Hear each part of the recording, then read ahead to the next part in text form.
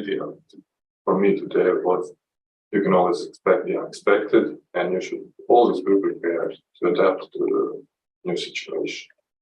I think that's a really nice summary. I think that's a really nice summary of what we saw today. Know what you have of equipment, so we can always do that. Okay. Anything we can improve that you've seen today, or maybe you can save that for tomorrow, but yeah, anything you immediately see that you think can be better for tomorrow? No. And Celine? I think for today, we had a good selection of different cases to see you do the live endoscopy. But I also really like the presentations, little bits of the theory about it and the materials we use, because that's something that you already know, and it's, for me, it's something new, and I still need to learn about that.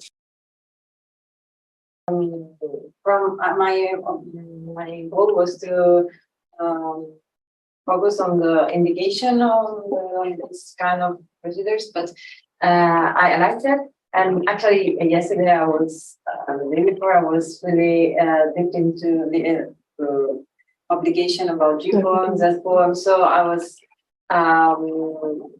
now today I was seeing that in the real life. So, for example, for GIEQs, it was quite interesting because I read a lot, and basically what is in the reviews and the meta-analysis is that GIEQs is the most cost-effective technique to treat the gastroparesis, not in terms of factors, because compared to surgery, they are more or less the same.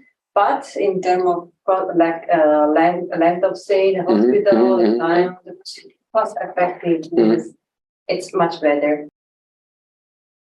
And the second thing, the one I liked the most was the last case. I'm really into lesions, so I like that.